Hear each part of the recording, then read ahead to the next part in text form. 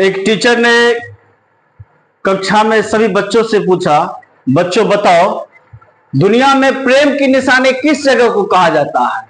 सभी बच्चे जोश और जुनून के साथ बोले, सर ताजमहल को कहते हैं। एक बच्चा पप्पू था जो पिछला बेंच पर बैठा था, हाथ खड़ा किया, कहा सर राम सेतु को कहते हैं। सभी बच्चे और टीचर अबाक हो गए, राम सेतु, ये नया बात कहां से आ गया। बच्चे को खड़ा किया गया क्लास में। टीचर ने पूछा, क्या तुम इस अपने जवाब में कुछ कह सकते हो। तो बच्चे ने बहुत सुंदर जवाब दिया, सर राम सेतु भगवान श्री राम अपनी पत्नी सीता को लाने के लिए बनाया था, ना कि दफनाने के लिए बनाया था। उन्होंने राम सेतु का निर्माण किसी के जमीन को हथिया कर नहीं किया था।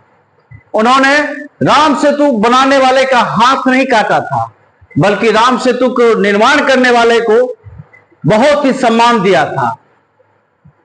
ये सभी बातें बच्चे के सुनकर शिक्षक और क्लास ने जोर से तालियां बजाना शुरू किया।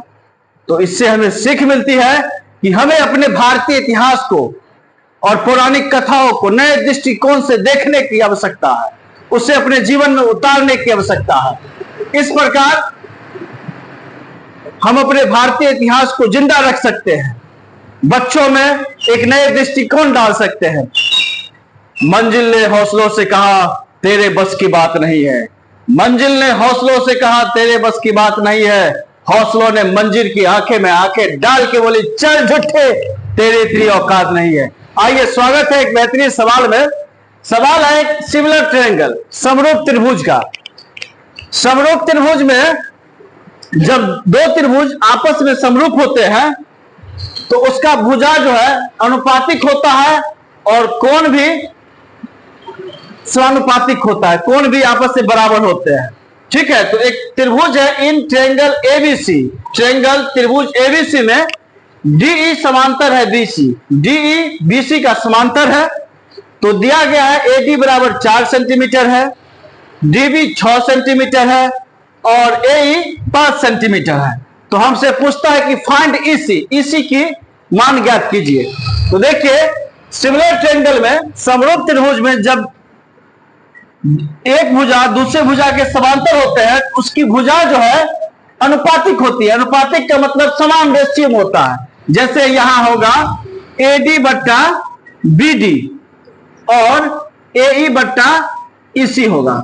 ठीक है, तो एडी का मान कितना दिया है, 4 दिया है, बीडी का मान 6 दिया है, एई का मान 5 दिया है और ईसी का मान पूछ रहा है। कोना कोनी गुना कर देंगे, 6 5 30, 4 ईसी बराबर हो जाएगा 30। तो ईसी का मान निकल के आ जाएगा दोस्तों 30 बट्टा 4। इसको काटेंगे तो 4 7 28, 2 बचेगा, 4 5 20, 7.5 सेंटीमीटर इसका आंसर हो जाएगा।